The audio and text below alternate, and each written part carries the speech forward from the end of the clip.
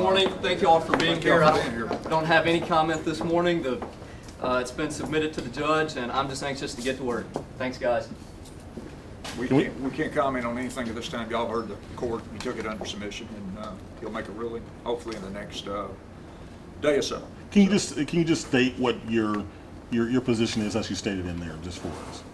Well, the purpose of the hearing today was for the contestant to offer prima facie evidence of illegal votes, and our position was they haven't offered any prima facie evidence, and so that was basically the position we took today. Why did you call it a trial by ambush? We still don't know any specific voters they're claiming are illegal. They haven't identified it.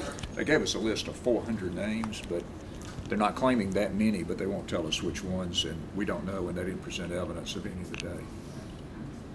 Okay? Well, I thought today was something I'll just go ahead and say. I've been doing election law for over 30 years, and I've never had to have a hearing like this prior to any election contest. The statutes require us to disclose who we say were the illegal voters and why. And we disclosed that last Friday, and the statute says at least 10 days before the hearing. Right now the hearing's set for October 31st, so we've done that. The judge at the last hearing had said, we're not just going to let you go out willy-nilly and take people's depositions. You're going to have to show me the reasons why. And we felt like today that we gave the judges specific reasons about why we questioned the legality or the eligibility of certain voters to vote in the election for school board in District 4.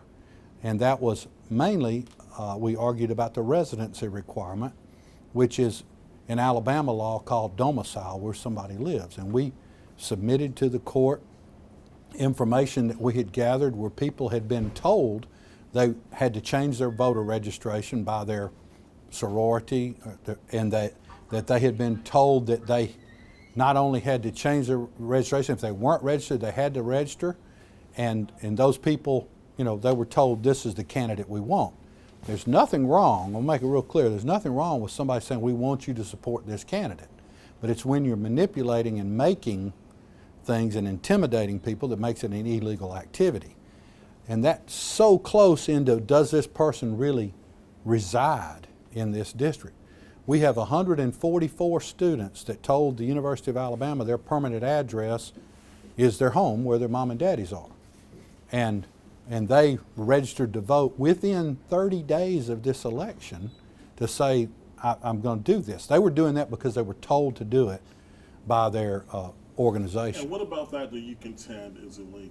Well, Yeah, and a good question. What's illegal about that is that the statute says before you could vote in this election for the Board of Education for the city of Tuscaloosa in District 4, you had to reside in that district for 30 days prior to the election. Now, there's one day you can register to vote up till 10 days, but those people that registered to vote before 10 days before the election also had to reside there. And residency for purposes of Alabama election law is that that's your home. I use this as an example all the time. When I was in law school, I was married and I lived out of my hometown of Montgomery, but I never gave up my domicile of Montgomery. I always voted in Montgomery because I always considered that my home. Now, I was fortunate enough to get a job to go back to Montgomery and be there, but you've got a young person that lives in Texas, let's say, that's here at the University of Alabama, that's registered to vote in Texas, and then comes here and is being told you've got to change your registration. That person doesn't have the intent for this to be their domicile, their home. And we have more and more of that evidence that we told the judge that we've got these statements that people have given us that are really, really afraid, and I really appreciate some of the young people that have been strong enough to contact Kelly and tell her, hey, I just did this because I was told to do it. Then we also told the judge today about that in this, the other side kept saying there's no bribe, there's no bribe. The statute doesn't require a bribe for intimidation or misconduct. The Alabama legislature in 2006 passed a statute that says if you offer somebody a drink or if you offer somebody money or a thing of value to vote, it doesn't say to vote for a particular candidate. To vote, that person that makes that offer is guilty of a misdemeanor. Well, we say that was part of this whole scheme that was put on by the Greek organizations here to put pressure and to reward their members. In our brief that we filed, we had someone that overheard somebody leaving and said, well, that was a lot of trouble just to get a drink.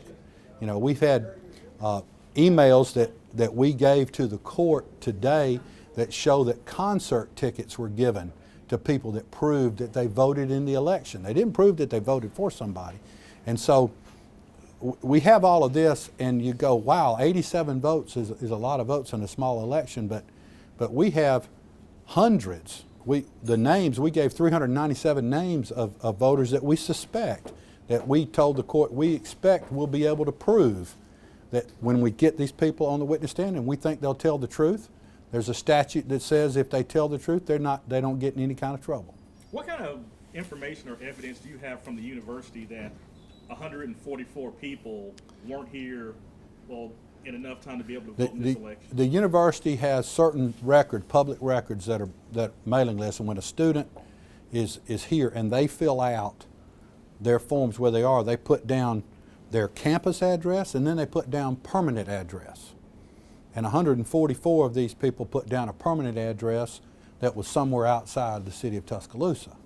In other words, they're living at home and they're just here. They got an address. They're living in a dorm or a house here. So we say those people have not made the city of Tuscaloosa their domicile. We have 93 people that changed their voter registration within 30 days. They were registered at home, and they changed their voter registration within 30 days of this election. What kind of influence do you believe the machine or some of these other Greek organizations had on influencing the outcome of this Well, race? the certain Greek organizations that we know that were involved or allegedly members of this secret organization, the machine. But, you know, I want to say that there's nothing wrong with promoting a candidate or doing something. If you're going to get involved in that, you got to do it legally. You got to do it right. You can't be making people change their voter registration out of intimidation.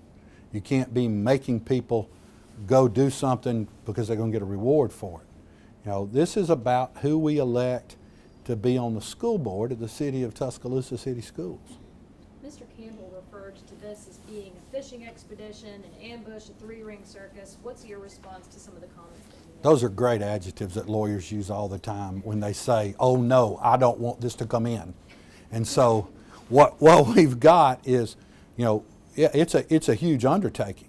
We've got to show that more than 87 of these people were, quote, illegal. They were not eligible to vote in this election and that they voted for Mr. Kirby. So when he says, oh, this is not a surprise to him, he took Ms. Horowitz's deposition. She told him what we had. He knows what went on. We were trying to track down who was going to pay for the free drinks, and we're going to people and they say, oh, our lawyer said we can't talk to you. Who is it? And they named one of the lawyers that represent Mr. Kirby as their lawyer. So, you know, this is not anything that he is surprised to know about. I mean, this is something that's actually out there. And then election contests, by their very nature, the statutes that we read to the judge say expect witnesses to testify when they get asked questions. Now and they're required under the statute after we establish a case that they weren't eligible to vote in that election, then that voter's required to tell who they voted for. And like I said, the statute protects any voter. As long as they tell the truth, they can't be convicted for anything. Do you have to cherry pick who you're going to call, or you have to prepare to call 397 people? We've got to have more than 87. We've got to have at least 87. And we're going to, and I told the judge, because of the time constraints, we gave the large number, and we've culled that number down, and we'll cull it down before the trial. But I expect it to be well more than 87.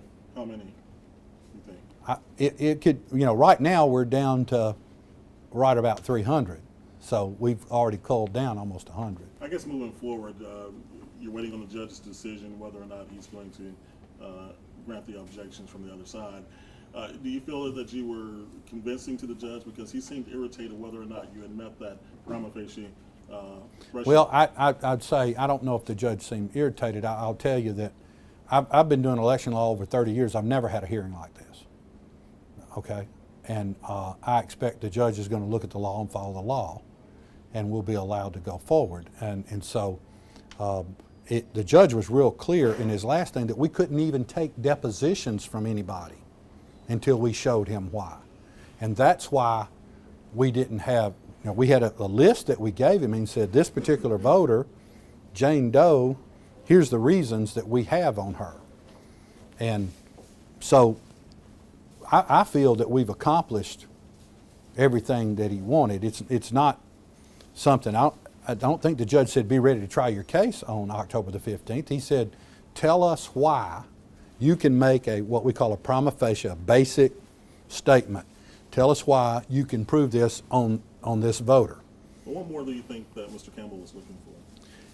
Well, he wants nothing.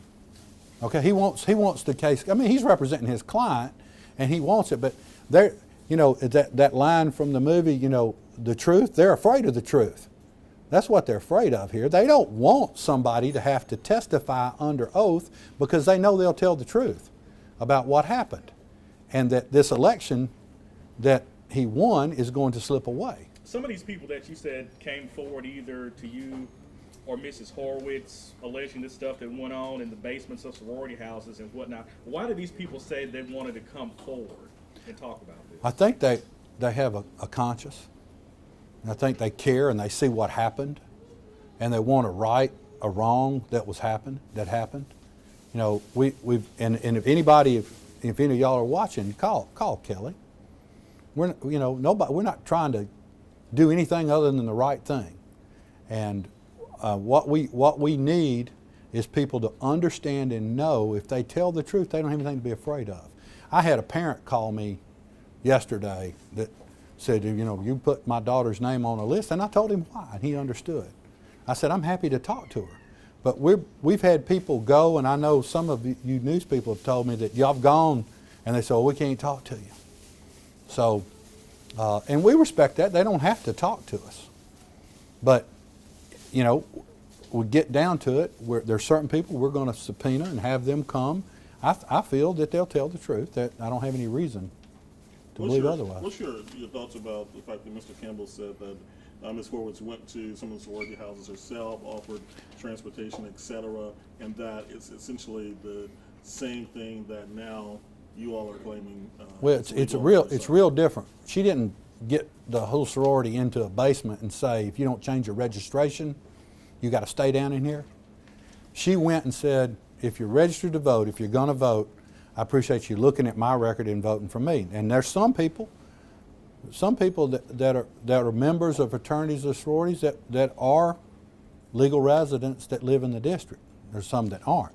There's a big difference between having people that vote for you that aren't eligible to vote. And then I also told the court, if they feel like there's somebody that voted for Kelly that shouldn't have, in an election contest, they got the right to disqualify that vote.